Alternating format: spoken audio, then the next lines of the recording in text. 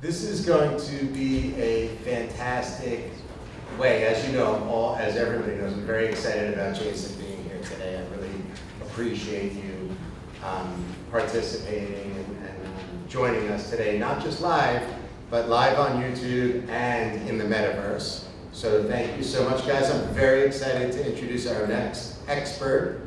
Jason Kuperberg is a biotech graduate from Syracuse University, but even more impressive is that he is or was a teaching and innovation fellow at Stanford University. But most impressive, as you know, is that he's the co-founder of Otherside and HyperRed. I mentioned earlier, Otherside is the first generative AI platform that attracted over 1 million users. So it's incredible, and he still remains at the top of that.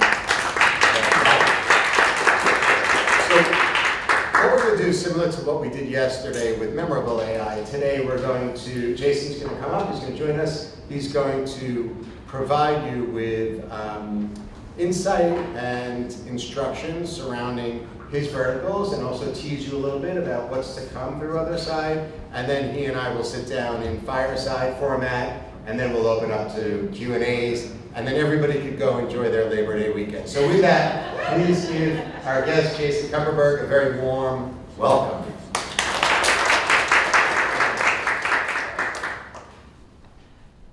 How's it going, everyone? Doing well, excited to be here. So obviously you've been here the entire week, but before this week, how many of you have used ChatGPT or any other AI tool? So most of you guys. Was ChatGPT that first introduction for you? Did anyone use anything before ChatGPT? All right, that makes sense. That's about what I would expect. Did you have one that you'd used before? Okay, that's a good one. Let me give you more specific, maybe generative AI writing tool. That's a good example, though. I think that's representative of what we've seen, where AI goes from kind of behind the scenes to right in front, where you're actually actively interacting with it, using it, getting it to do the things that you want it to do, right? It's not just this algorithm that's on Instagram or TikTok. You're actually interacting with it and using it actively.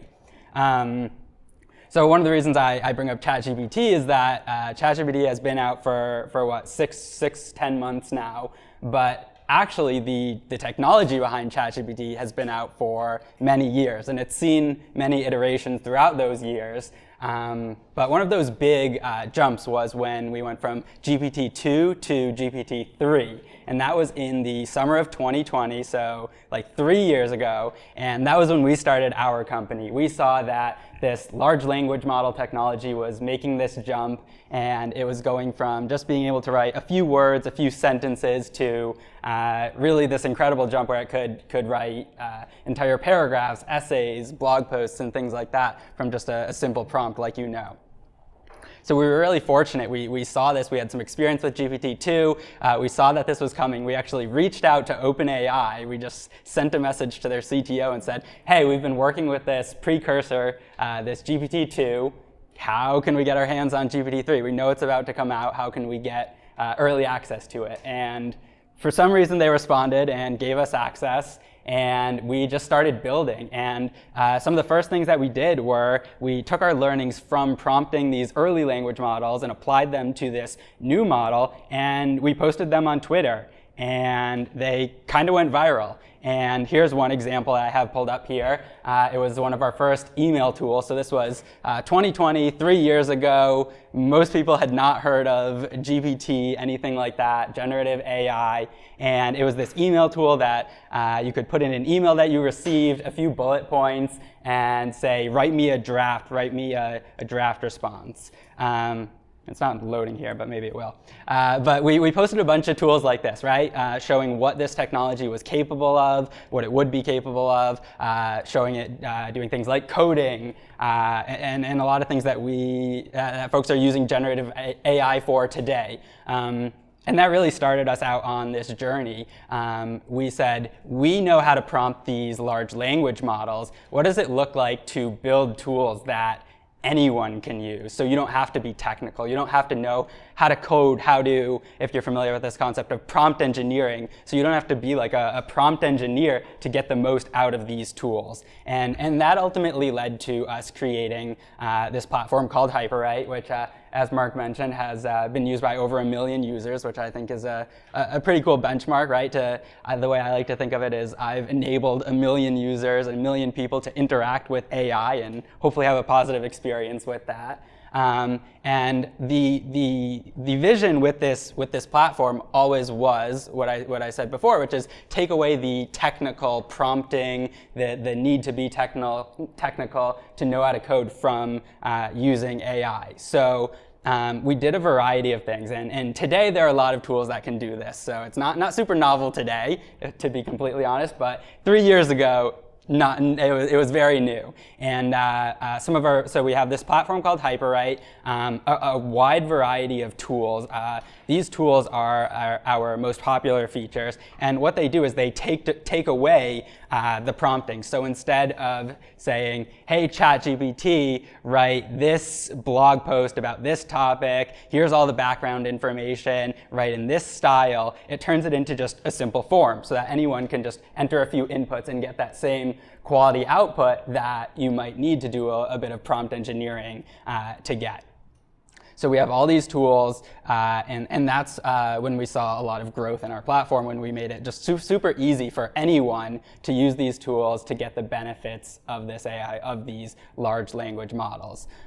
So we've had a few kind of main user categories, I would say, that have emerged. We've built this as a general writing platform, but we've seen students really attract to it, copywriters, marketers, kind of the classic categories that you might expect with this. But our goal all along has been, how do you learn? How do we learn how the average person can benefit from these models? So like I said, we have these tools. We have a chat interface, which we know has been really popular for generative AI over the past few years. And quite a few other things. We have a document editor. I can do a few demos of these writing tools, but they're not the most exciting thing. You all have seen them before, so I don't want to spend too much time on them. I want to get to what we have been working on. But there's a ton of them. One of the cool things that we have is we enable people to create their own tools. So we don't want to limit you to just the tools that our team makes. What if everyone can make an AI tool for their use case, for their job, for their work, incorporate their past work so it writes in their style, and then they can share it. So we have this kind of network effect where our users are creating tools, sharing them with everyone else on the platform, and that's just enabled the platform to grow. We learned quite a few things from working on this Hyperwrite writing platform. We learned that users want that ChatGPT generative AI is really good at writing about general topics, but it doesn't know you, right? Like if you all were to put your name into ChatGPT or into a tool like ours, just straight out of the box, it would say, I don't know who this person is, or I can't talk about this person. So people really want their AI tools, their AI partners, their AI companions to be personalized to them and to know them. So that was something we really focused on, was how do you learn from a user, learn their writing style, learn the information that they're writing about. And one of the ways that we incorporated that into our platform was via a Chrome extension. Chrome extensions are really great because they can bring AI or anything else to the platforms that you're already using. So instead of me having to try to convince a user to come to our platform, I can say, hey, we'll add this AI that we're really good at to Google Docs or to Gmail. And while we're there, we can learn from the other emails that you've been sending, the documents that you've been writing. So we learn about you, the way you write, and incorporate that all together. So that Chrome extension really enabled us to get that learning, that personalization into the platform. And throughout this time, generative AI started becoming a lot more popular, right? There are a lot of tools that do similar things to what we do out there. Jasper, Copy AI are some of the big ones that you all might recognize. Generative AI, this kind of writing AI, has in a way become a little bit commoditized, right? Everyone can go on ChatGPT. There's Claude from Anthropic. Cohere is another big tool. Bard from Google, right? Bing has tools through Microsoft, and that's obviously through their partnership with OpenAI. So it's become fairly commoditized to just have an AI writing partner. So that takes us into the past 6 months, which we shifted our focus, and we basically said, we've got this writing stuff down. People are still coming in. People are creating content about our platform. We're gaining revenue from that, but we want to take this to the next level. Our vision all along has been not just building AI writing and communication tools, but how do you build a truly personal AI assistant that can help you in all of your work? And that's where this concept of AI agents comes into play. And an AI agent is, instead of just making a single call to a large language model, it's a large language model that has access to tools and other capabilities.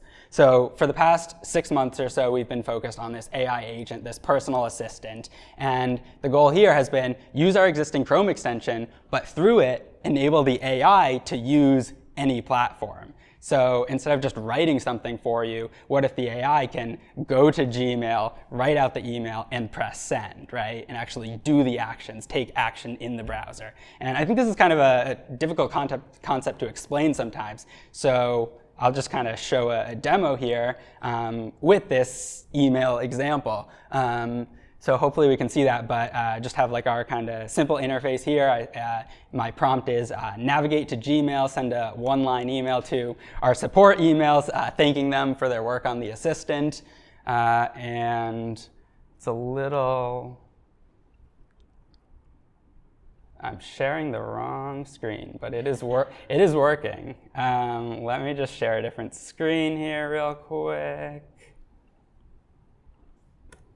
Okay, so as we can see, it started working, and I just played it here. Let's start a whole new one here. So let's do this one instead.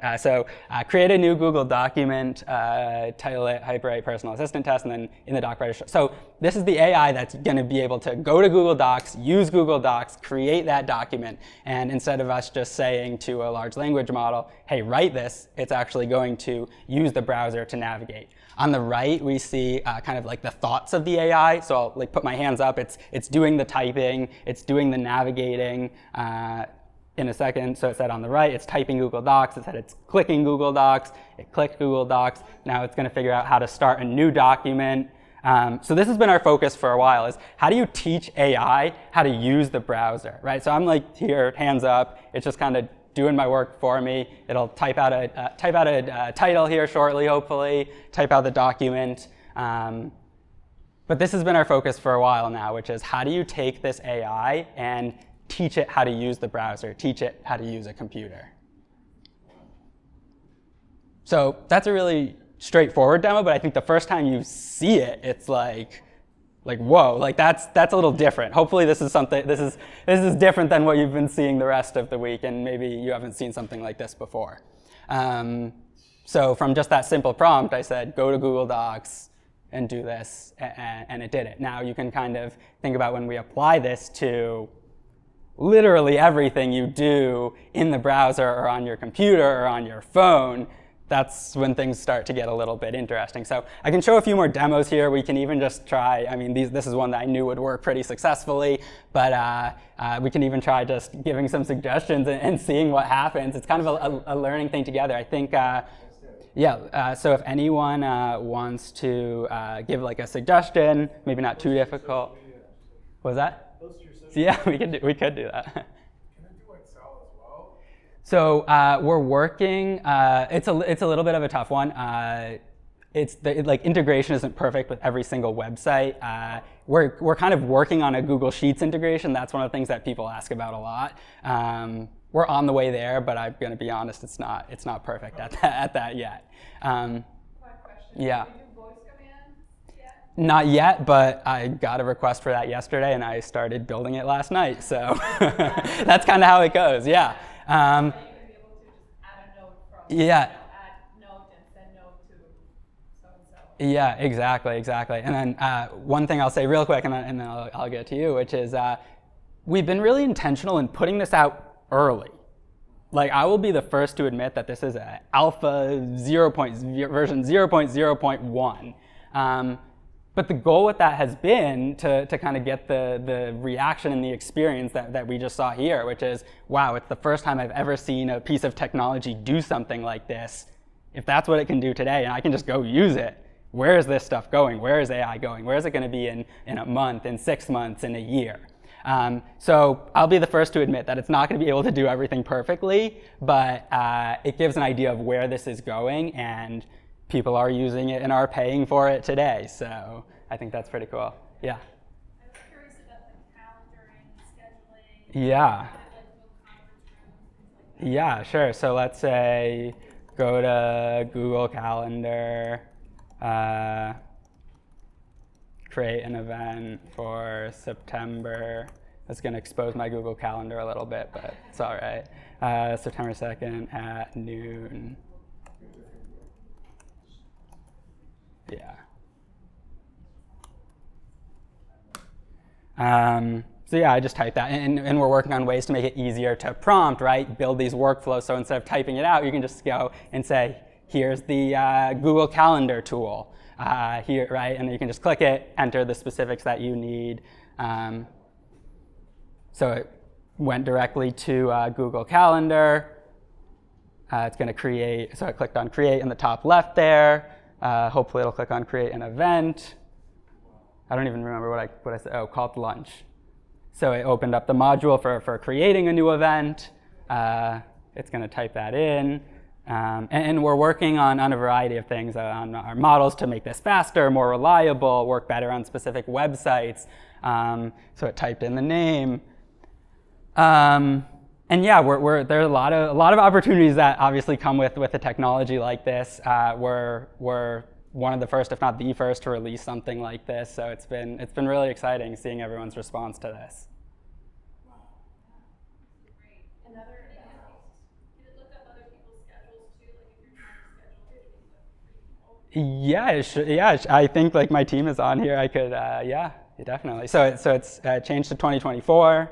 I think it might have messed up the timing there a little bit, but as you can see, like I didn't plan that one out. Oh, it got it there. Okay, so it said noon.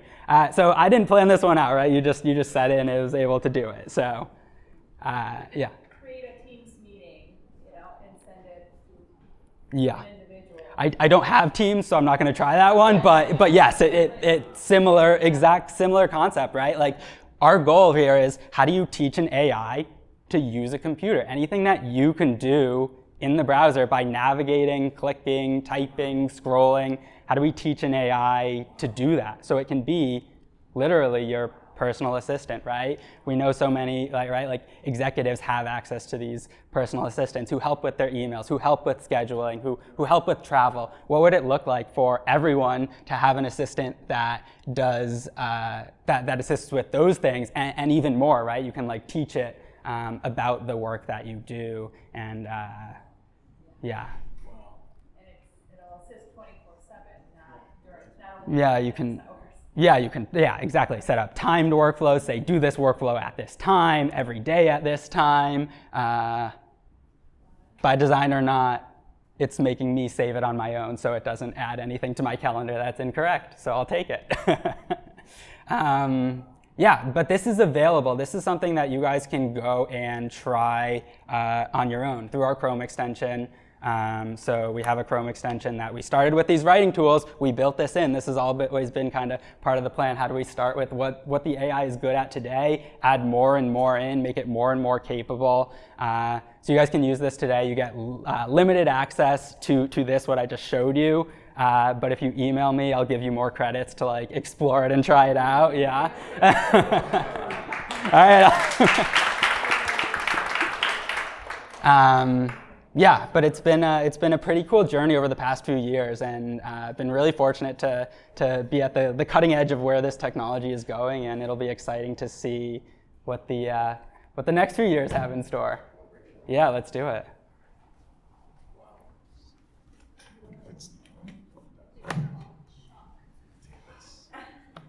Am I good with? No, just keep that on. All right. Pretty amazing, right, guys? You see why I'm excited. But let's get a little philosophical, like, go ahead. So we've been getting into ethics and morals, and we started this entire week with doomsday quotes, and is AI dangerous? Is it going to kill us all? Are we going to be obliterated? Yeah. But it seems like what you've created here is going to have an amazing positive impact on society, particularly as it relates to the agent component. So how do you see, if there's mass user adoption of this agent, and it, after it becomes ubiquitous, how do you see that having a positive impact on society? Yeah, absolutely. It's really easy to kind of have the doom and gloom, Sure. right? Like, and Sure. I experience this all the time when I'm in an Uber and someone asks me what I do and I say AI. They're like, "Oh, that thing that's going to take over the world and destroy everything." Yeah. And I say, that's one way to look at it, but we like to be of the opinion that it's going to help us do more. It's going to, by enabling us to do more work and work faster, it's going to free up our time to do the other things that we actually want to be doing instead of our work. So from the beginning, we keep those, the ethics and all those important things in mind as we're designing, as we're creating tools. But the goal has always been, how do you create something that actually provides value and can serve as an assistant? And I think by focusing on that, and as with any startup or good entrepreneur, you're solving a problem for people, and you're helping them do more. And I think that's benefited us. So in this incarnation, this phase, not even phase one yet, you're looking at monotonous tasks that an individual, we probably take hours over the course of a week to schedule and draft emails and all. Yeah. But can you predict for everybody as to what will happen in phase two of this assistance? Like, for example, once all of this is locked in and it's seamless and it doesn't seem like that's too far away, and the technology is built and used, how will people use AI in the form of an assistant beyond simple tasks like scheduling and sending emails? Yeah, totally. And there's a reason for starting with these tasks. It's because they're fairly predictable. Of course. There are a lot of directions that this can go. And I think we'll start to make that shift from the kind of monotonous, repeatable tasks into the creative, the ones that really require a lot of thought. I think we're already starting to do it, but once we tackle these monotonous tasks first, we really will be able to. One potentially scary, but one way to think about it is what if you had an AI that was kind of observing everything, and we're not doing this, but this is an idea, that was observing everything you did on your computer, right? Like, at this time and in response to this, Mark goes and does this. And it's just like gathering that data.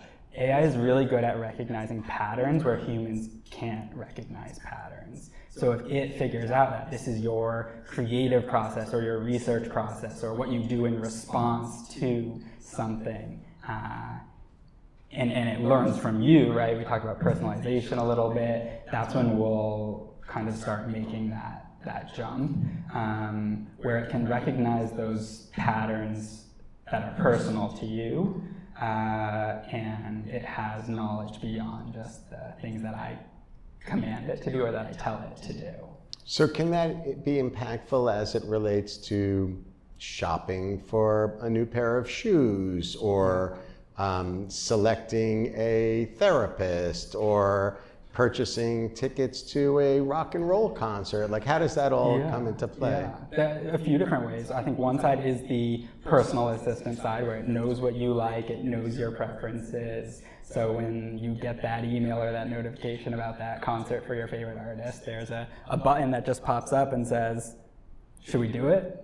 And then it just goes and gets the ticket and books the accommodation and anything else you need for it. Another kind of adjacent area that relates to these examples that I'm excited about is, yes, the generalized personal assistant for everyone that can do everything is really exciting, but what about companies that are building their own kind of confined, constrained agents? And this is something we've been talking to a few companies about, which is, instead of building your general personal assistant, what does it look like for, we're all familiar with the concept of like the support bot in the bottom right-hand corner, where it can like pop up and answer your common questions. But what if instead of just giving you information, it can actually do the actions? So when you're booking those tickets, you're talking with a confined, constrained assistant in the corner, and it's saying, these are the tickets we have. Want me to book them for you? You can just say yes, and then you can watch, kind of like we watched, it just go do the work for you. So there are like two areas here, right? One is your personal assistant that can do everything, is learning about you, making personalized suggestions that it acts upon, either if it has a certain confidence threshold, or when you tell it to act, it says, hey, want me to do this? You say yes. And then the other side is these confined or constrained agents that are specific to a website. And I think they both have really important roles in the future. So I would imagine that when we move away from text into verbal prompts, that's also going to have a positive impact on user adoption of these types of tools. Absolutely. It's so much easier to talk than to type something out, right? You can get more content in there. You can do it a lot faster. I don't know about y'all, but I love like voice notes. And I like with the recent iOS update that you can read the transcript, because you can speak faster than you can type, but you can read faster than you can listen. So this is something I think about a lot as well. And That's amazing. OpenAI has a really good model called Whisper that's like the best voice-to-text transcription. So we'll be like incorporating that here. So instead of having to we talked about prompt engineering, instead of having to be as thoughtful or methodical in typing out these prompts, you can just kind of talk for a minute, and then the AI will synthesize that and kind of get to the bottom of what you actually want to accomplish. And then what, beyond just the verbal interaction, will there be a different visual interaction as it relates to my personal assistant, my personal AI assistant? Like, will it be a woman? Will it be a man? Will it be alien-like? Can it be a beautiful piece of artwork? What will that piece be like? I think it could be any of these things, but I think it's going, and I keep coming back to this theme of personalization, I think it's going to be whatever is going to be best for the individual user. So the answer to that question is different for you, and it's different for everyone in this room. And it might be different for the different tasks or the different work that it's assisting you for, whether it's your work or it's just a companion or a friend or entertainment. So it's going to take on different forms based on what it's doing, based on what you need. I would imagine then this will disrupt the way that marketers speak to segments of population, because till now, we are really good at slicing and dicing with these massive demographic profiles: male, female, middle-aged, white, you know, married, this type of thing. But all of a sudden, we don't need to do that anymore. I could speak specifically, if I'm a brand, to a person that is interested in a particular type of food, that has a certain type of gender preference, whatever it might be, right? So do you predict that this is going to have, what you're doing, your work will have an impact in the way that marketers are segmenting populations and speaking to those individuals? Absolutely, and there are examples of this already happening today, right? So obviously we know Google ads, Facebook ads, they can swap different copy and buttons and images for different types of these segments that you mentioned. But again, I'll keep coming back to personalization. What if right? We're kind of familiar with this concept of cookies, and for better or for worse, when you go to a website, they already know a little bit of information about you. What if they use that information to write copy, like the text and the buttons, that is specific to you on the fly? So it's not, instead of just picking from 10 options, it's actually generating it and showing it to you in real time based on the thing that brought you there, based on what it thinks you need at the time in order to get the outcome that it wants, whether it's for you to buy something or and this is something that we could do today. So like it goes back into this issue of privacy that you were talking about, because I think that a lot of people in this room and people that are watching would actually open up these different touch points between the artificial intelligence and their lives so that they can create a voice that is perhaps more like their own. Yeah, privacy is really important. We know that in this age of technology, with all these massive companies and the government getting involved, how important it is to hold users' information close and ensure that you're not doing anything nefarious with it. But one of the really interesting things that I've kind of observed is that if you can show that you are to be trusted with the user's information and you're going to use it to provide them value, they are willing to share more of it with you. So why should we trust you and Otherside with our private information? Because I could tell you from my perspective, I definitely want HyperWrite to catch my distinct voice, the way that I write. So I want to give you access to what's behind, right? Like what makes up Marc Beckman, the essence of Marc Beckman. But why should I trust you? Yeah, it's a great question, and I think a massive tech company versus our little startup is going to respond to it very differently. Yeah. Right now, one of the things that I think about related to this is, how do I go out there and what would it look like for me to literally personally make every single user comfortable, knowing that me, Jason, that I'm the person who's building this, who's behind it. If they can get comfortable with me, can they then get comfortable with our technology and what we're building? So one of the ways that we do that is we've built our company to be AI first, I like to call it. So for example, we have over 1 million users, yet we've never hired someone to do support, because I built our own internal support agent that speaks in my voice, that responds to all of our users on behalf of me. I proofread them and send them out, but it's doing all the drafting. So that's one way that I think about it for us at this stage. Scaling that is a little bit difficult, but right now I think about how do I personally, how does our team make our users comfortable enough to trust us? Another thing that I think about is I believe every founder, really everyone, should be a creator. So my co-founder Matt and I, we each kind of try to post content and share what we're working on. This concept of building in public, so that when people see that we've been thinking about these issues for a while through our tweets and LinkedIn posts, that can also enable that trust. Do you feel like there's a trust issue in general as it relates to all of these new AI-powered products? Absolutely. I mean, on the side of the creator, on the side of the businesses that are creating the products, like, is that, like, from your perspective, is it something that we collectively as users should be concerned about more than we already are?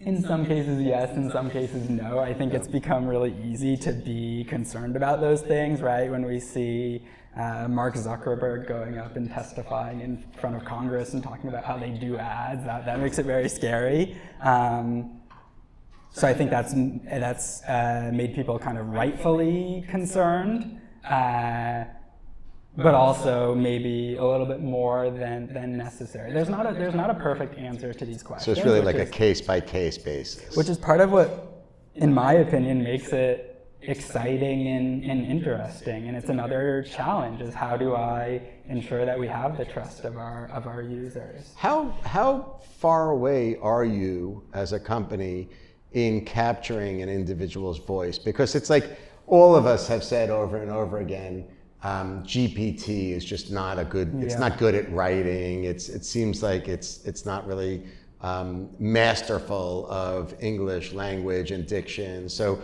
from Hyperwrite's perspective, how close are you to capturing our individual voices?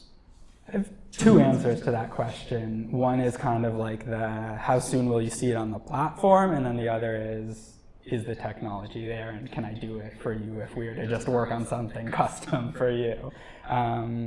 The second part I'll do first, which is the custom, right? If we were to just figure out the types of things you're writing, you were to give me all that information, and we were to build it, I'm pretty confident we could do something. And I've kind of done this with this support agent that I mentioned, right? Where it's responding to these user emails and user requests in my voice. Given that is repetitive information for the most part. Sure. But it does embody my voice. Rolling it out to everyone is a little bit more complicated, especially because everyone has a different measure for success there, right? Like, I guess I'll respond with a question, which is, how will you know when it's able to emulate your voice? What will you be judging, right? What will you be asking it, and then how will you be looking at that response to know? Right, I think that's a fantastic question. So if we were going to take this idea a little further as it relates to the two products that you showcased today, what's the impact as it relates to the nullification of existing jobs? This is another concern, right, that everybody talks about with regards to artificial intelligence. Personally, I believe that AI is going to be a driver for more job creation and more job growth, but I'm particularly interested in hearing what you have to say as it relates to the tasks and the services that you're making easier for people's lives. Like, do I need to hire an individual as an assistant anymore? So what's going to happen to jobs? I think jobs are going to change. So yes, jobs are going to go away, but new jobs are going to be created. And we've seen that so many times throughout history, right?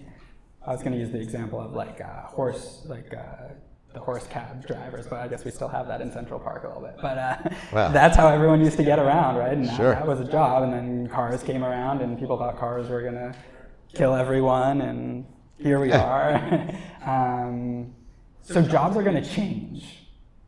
And jobs are going to require that you use AI, right, in order to be at the top of your industry or your field, that you know how to use these tools.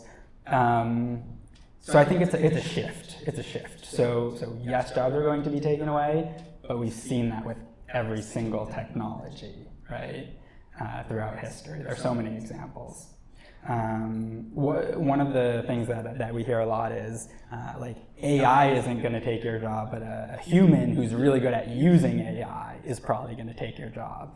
And I think something along those lines is the best way to think of it right now. So let's talk about that for a minute. We were touching on this earlier today, the idea of somebody that could use AI better, somebody that can manipulate better. Yeah. Does that mean that a person that has a base level skill set that they've been working on in the physical realm, like for example, Steven Spielberg, can he manipulate artificial intelligence at a higher level than perhaps a student that is learning how to be a filmmaker, and as a result get better results through the use of AI?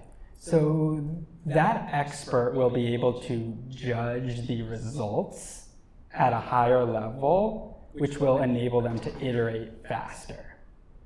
But that's very different from them being better at using these technologies, right?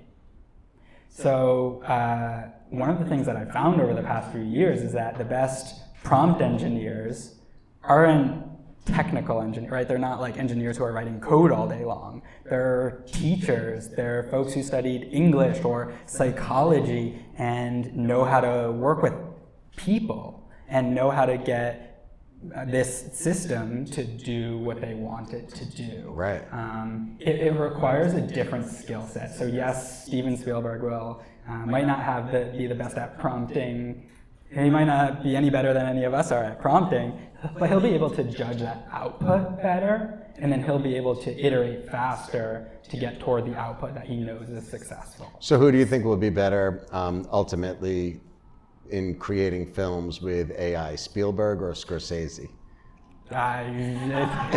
Neither of them. Neither of them. It's going to be someone who's like someone in this room who's interested in AI now, who's learning how to use these technologies, and it'll take a little while, but eventually they'll use technology to get ahead of everyone. Good news for everybody, right?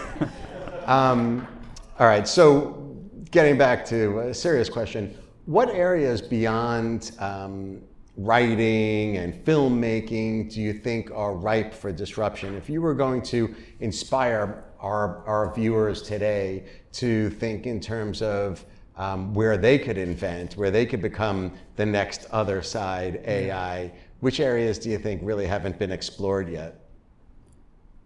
The easy answer is everything. I think everything. Single industry that touches technology or that you use a computer to do your job has potential. And what I would say is pick the area that you know best, that you know better than anyone else, identify the problems and opportunities in that area, and then start incorporating technology. So don't look at it as, I have this technology, where's the best place to put it? Look at, what do I know best? What are the opportunities in this area that I know best? And then how do I bring technology into it to bring this field to the next? So how important, like your products really they strike right at utility and efficiency and that side of the equation. Like, how important is utility in creating a new product in AI versus something that's just fantastical and entertaining? And if you're going to go down one of those paths, where would you encourage everybody in this room to go if they were going to really commit to creating a new business vertical? At the end of the day, you have to be providing value. You have to be solving a problem for a user.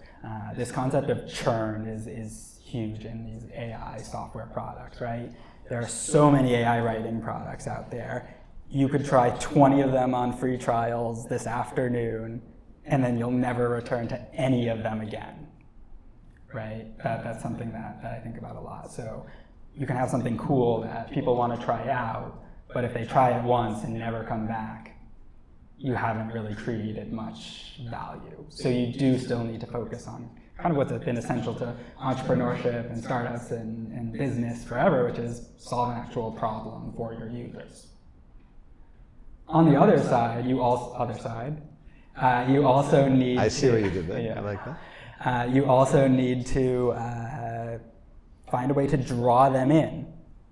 And we're fortunate to be in this position where we could release something early, like what I showed you, that is probably cooler than it is useful today.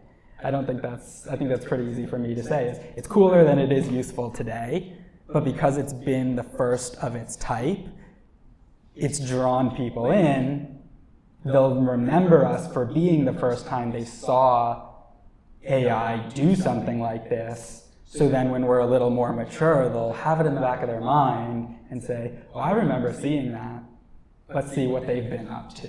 So as with many of the things I say, there's things to both sides. You have to make sure that you're solving a problem, but in order to capture attention, you have to build something interesting and compelling and magical. And I think that's what enabled us to grow like we have. It was posting this on TikTok and showing how AI can write for you on TikTok. And then everyone, right, 2 years ago, that was something people weren't familiar with. So when they saw it for the first time, they were really interested, and maybe they checked it out, and then they came back a year later when the product was further along, if it wasn't quite ready for them then. So Jason, who do you think is doing a great job in the AI sector right now? If you were going to highlight, a few success stories, individuals, entrepreneurs, who would you point to? The first tool that comes to mind is a tool called Perplexity. I don't know if has anyone heard of this tool, Perplexity AI? definitely check it out. It's a search engine like Google, but it's incorporating generative AI. And yes, you could go to ChatGPT and say, tell me about artificial intelligence, and ChatGPT would write about it. But Perplexity is really cool because it's like Google would. It's finding recent results and it's actually citing them. So it's this combination of kind of old school search engine with new school large language model generative AI responses. And I think they've done a really good job of That's iterating great. really quickly. So Perplexity AI is one that I love that I think everyone should be experimenting with. So, Jason, you're 27 years old, and it's pretty remarkable what you've done so far in your lifetime. As it relates to standing up a business like this, have you had to go out and secure investment? Yeah. We raised a few $1 million over the past few years.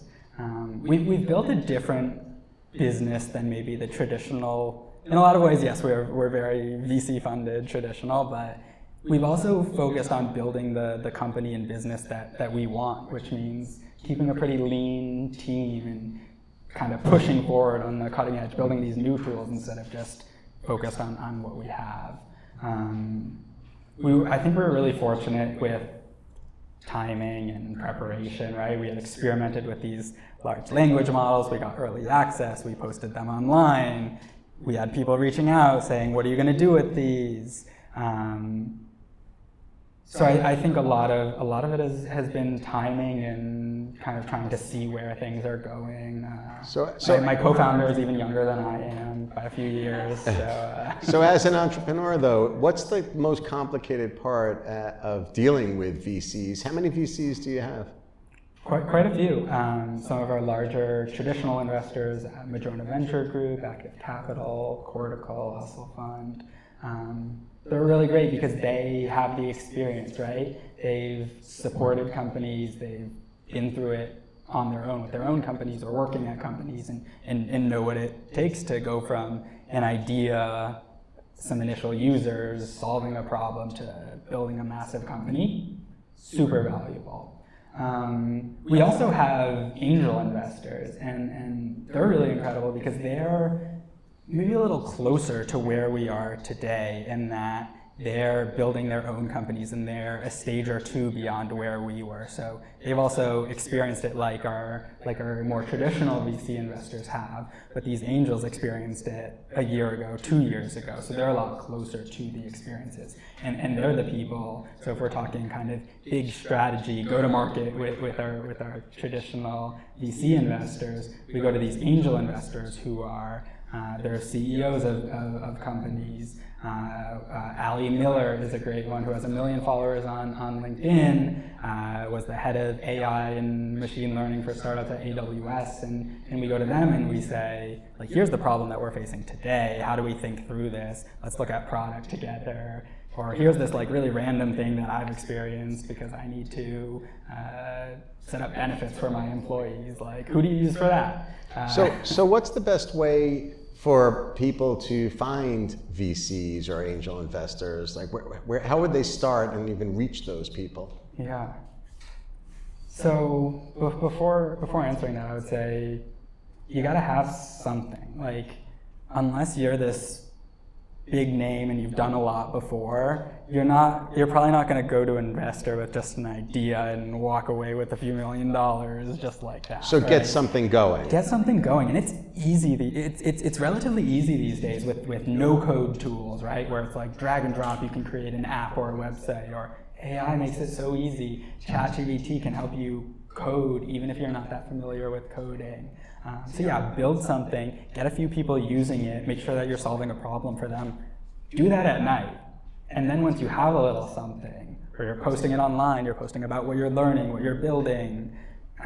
So more than an idea, maybe a little revenue, maybe some sort of a community. Yeah, I would do that first. I think it's easy to say, oh, I need all this money. But if you're not solving a problem and you don't have something valuable, the money's not going to enable you to do much. I see. Like, how can you? I love doing this with folks who are working on something, which is like they have this crazy idea, and then how do you take it down? How do you make it the simplest it can be? I'm trying to think of a good example, but someone was like this, like at events you want to meet people, and like they're like, we need this app and this location-based thing, and I'm like, why don't you just like create a Google form and share it with everyone who's at this event, and then like hand match people? Like, what's the easiest way to test the problem that you're solving, to test the solution that you're working on? Learn from that, and then once you have a little bit, then go from there. And then how do they find the VCs? How do they find angels? So for us, I think it was a little untraditional in that we were early to this space. We had some viral tools and content. We had users. We had a wait list of tons of people who wanted to use the tools that we were building. So we had a lot of them come to us, which was really a fortunate experience. So did you have HyperWrite written before? Was HyperWrite functioning before you went to any of the VCs? HyperWrite wasn't, but if you remember that initial example that I showed, that was like this bullets to email tool. Yep. We had like a kind of prototype of that we were using. Did you use that tool to write notes to the VCs? Yeah, that was like one of my. I mean, it wasn't perfect. It required a bunch of edits, obviously, but that's amazing. That was one of my first things. I would say like this email was written with AI. And, like 3 years ago, that was. Subject lines are hard to do. I delete a lot of emails without even reading them. But if that's 3 years ago you're like, this email was written with AI, so it's kind of interesting. I love it. Do you feel that brands and individuals need to disclose when they're using artificial intelligence to write anything? It's a good question. Case by case. I wouldn't say yes prescriptively, but I think there are areas where we can be a little more transparent. Such as? It kind of depends on what the recipient is expecting, right? Like with something like support or these just like routine emails and marketing copy, I think it's less necessary. But if I'm like hiring this consultant or this company to put in all this work and do all these things, I want them using AI, but I also want them to tell me how they're using AI. You want to know their capabilities. Yeah. And I don't think it should be a scary thing to say you're using AI, and I think it's becoming less and less so. I'd rather work with someone who's using AI because it shows that they're willing to kind of push the edge and lead when it comes to technology. Of course, not everyone will agree with that. There are a lot of folks out there who are still very traditional. We're doing a lot of catching up still. I think it's easy to say like, oh, in the past 6 months, AI is everything. Like it's all everyone's talking about. Everyone knows ChatGPT. But the reality is most people have, like I said before, tried it once. It can write a cool little poem and then just never figured out how to use it in their work, never used it again. Yeah. So it's still an uphill battle, even though it seems like it's all everything everyone is talking about. So I know that we have some questions in the audience. Does anybody want to start? Go ahead. I got a question. So this goes back to your Spielberg question. So let's say somebody like Marc, who's a CEO in his space, the leader of the world in his space. Yep. Could he then use AI to monopolize the market? To an extent, I think it could help you do more and get further ahead. I'm not going to go ahead and say instant monopoly. Right, no. But yes, I think, like I said, it's the people, the companies who are using AI who are going to get ahead. And if you already are a little bit ahead, or you have an audience, or you have customers, and you have a track record, figuring out how to use AI to do more is going to help you grow even faster, especially compared to those others that just aren't doing it. Right? It's just like whoever, like when we were talking about like computers, right? The folks who are like learning how to code and build websites and computers were able to be the experts in that field and gain an advantage. Yeah, I definitely think that there is an advantage for experts and leaders in industry today as it relates to applying artificial intelligence to their verticals. So in particular, in the entertainment field, If an individual has, let's say, access to high-profile celebrities, individuals that are, in film, actors, musicians, athletes, and they could tie together deals with those individuals to apply this new technology in different ways, I think that can really create new business models with quick moats because they own effectively the distribution. So whereas in this case with Jason, he has to attract millions and millions and millions of users to hyperwrite. So he really needs a superior product. But if you could take artificial intelligence and use the technology to disrupt an existing business vertical, like the entertainment sector, it could give a big advantage to that individual that's starting the business because they'll have the moat built into the distribution of those personalities and the corresponding intellectual property. So, any other questions? Liz? I was going to ask, when you were getting started, how did the idea come to you for Hyperwrite? You said go lean in where you have value. How did you get started with this? Give us the beginning. Yeah. So I'll speak about my co-founder Matt because he gets a lot of the credit for those early days. He had been experimenting with GPT-2. This was 2019. He's the type of person who's always trying the new things. He was working on a VR startup at the time, and he had to send a lot of emails doing outreach, sales, and things like that. And he discovered GPT-2, and he was like, this is interesting. What if I can teach it how I write to help me write my emails, right? Solve an actual problem that he had. And this was GPT-2. It was a precursor. It wasn't fully capable, but there was promise there. And he just he started using it, and he just couldn't put it down. He shared those learnings with me. We got early access, like I mentioned, and it went from there. But I think that example is less go to a field where you have identified a problem, and that was be early to something, right? And see where things are going and take a risk on being early and go deep on it and become the expert in it, right? Become the expert in using these models, using these large language models, so that way when they're a little bit better, you already have a leg up on everyone. And that's what we found, is that we have all this prompt engineering experience that when a new model comes out and the open source community, right, there's so much happening that when something new comes out, we're able to take our years of learnings, apply them to every new technology, every iteration, and we're immediately ahead of anyone else who just picks it up without that background. So it's a little different than what I would say of picking something you're really good at and solve that specific problem. But this was identify an opportunity, pay attention to it, work on it while you're still early, and then use that lead and keep pushing. I was going to ask if you could advise an academic institution how to create policies around AI. Very difficult question right now. What would you tell them? Yeah. So the question was about advising academic institutions about how to use AI, how to build policies around AI. This is a really important question. It's something that's been discussed for the past few years. I want to know what everyone else is thinking about in response to that, but I'll share my experience, which is it's really polarizing still right now.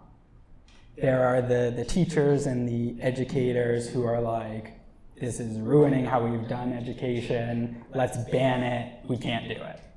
It's the easy answer, but in my opinion, and I think everyone here would agree with me, that's the wrong answer. The right answer, from my perspective, is school and education should be about preparing students for the industry and the jobs that they're going to have.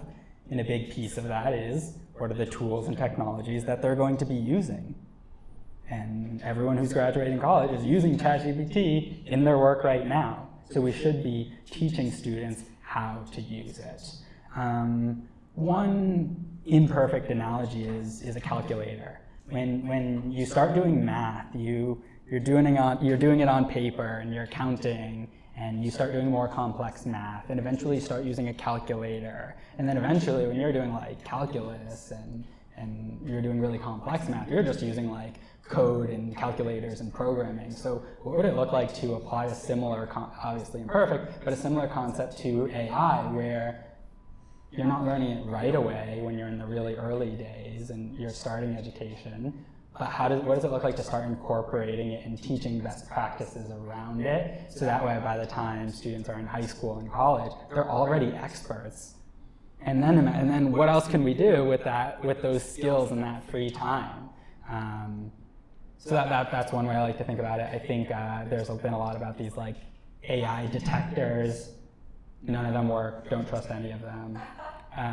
It's impossible to detect AI, or at least to detect someone who's using AI in the right way, who knows how to be using You're saying AI. that from the perspective of hyperwrite, in your experience? Because we have, like, in my portfolio of clients, I have a lot of individuals who are being scrutinized for now not writing their own social media, and people in the comments are saying, like, this individual's using it they're using artificial intelligence to write their social posts and beyond. So you're saying that these detectors... the AI detectors have been proven to not be accurate. Interesting. I can sometimes read things and know that it was AI generated because I pick up on patterns. Mm-hmm. So again, it's learning how to work with these tools.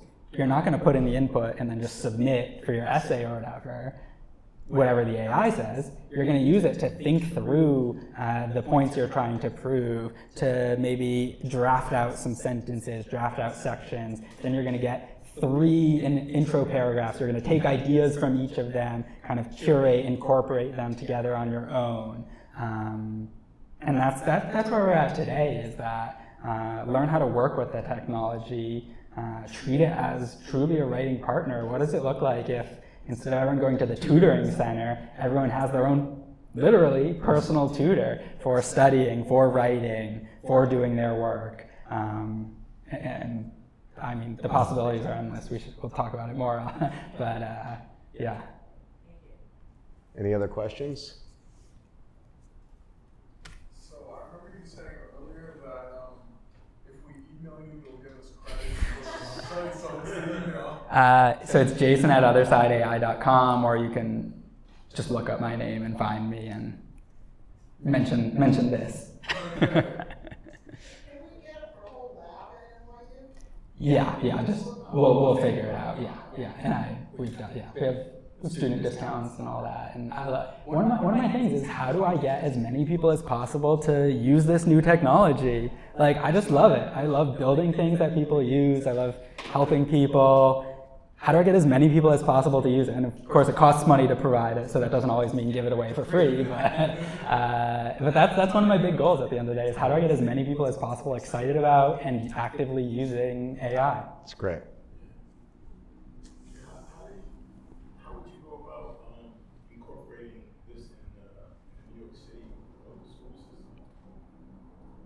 Yeah, it's a good question. And I'll start it off by saying, my mom's a teacher, my aunt and uncle are professors, and I know a little bit, but I don't know a lot. So I'm not gonna give you like the perfect answer. I'd wanna learn more about the problems, right? Right. I think it's similar to the question, to the answer I gave over here, which is, I don't know where this is at right now, but a lot of students have access to like Chromebooks, either at school or through school. So yeah, what does it look like to start using something like ChatGPT, whether it's learning about topics, or use a tool like Perplexity to do research? Find those like specific cases where a teacher should be exploring and then figuring out where's like an entry point into the existing lesson plan where I can make this even better, or make the experience for students even better by incorporating AI. So if that's something that you're into, we should talk about it. And I can give more specific ideas, but yeah, it really depends on I know that our guest from day one, the Assemblyman, highlighted the fact that right now in New York State, they're analyzing the issue of integration of new technologies, including artificial intelligence, into New York State's Department of Education. I also understand that there can be problems as it relates to the underprivileged communities not having access to the wealth of knowledge that AI platforms bring. So beyond just the utilitarian nature of something like hyperwrite, think about how much information, if a private school has access to the level of information and at the quick pace that it's coming through artificial intelligence, think about what happens if that divide happens between a public school and a private school. Yeah, and that's actually why I mentioned like the Chromebooks, because you need the technology to use the technology, and once you have that, then you have access to so much. Yeah, it's a really interesting, important problem Any other to be questions? thinking about. Going back to security, so are you implementing any specific security issue, safety nets into your generative AI? Yeah, absolutely, and I won't go into depth because by revealing them, it makes it easier for people to take advantage of them. but yes, of course, it's extremely important, especially when you're handling information from users' information. They're trusting with us with that information. We need to make sure that it's secure, that no one outside can access it, that it's not getting revealed to anyone else. It's something that we don't just think about, but we incorporate into our design process, right? When we're designing a new feature or a new product, how do you think about security and privacy and safety as like a main tenet of that design process? Design isn't just how something looks or how it works, but it's all the things you don't see as well. And I think all good technology companies and builders are doing that or should be doing that. All right. Do you think use of large language models will change the way people communicate with each other outside of the context of AI? Say, like, for example, at least my observation with people learning how to prompt is that they start learning how to ask questions, start learning how to verbalize their thoughts in a way they hadn't before. Do you think that will eventually start impacting the way we interact with each other outside of technology? Yeah, definitely. I think it's actually interesting because it's a bit of a reversal, right? If like before you're just on your computer scrolling on TikTok, prompting is at least writing and involves text and language a little bit. So it's actually a little bit on the other side, but I definitely think it's a new way of communicating. It's an interesting question of will it change how we communicate, right? Will it impact our ability to have these conversations, to give responses, if we're spending more of our time prompting language models instead of prompting humans? It's a great question. I'll have to think about that one a little bit more, and I'm sure there'll be some interesting longitudinal studies about how it's changing education, how it's changing how we interact with the world and everyone else. Yeah. All right. Why don't we thank you so much, Jason. Thank you. We appreciate your time today.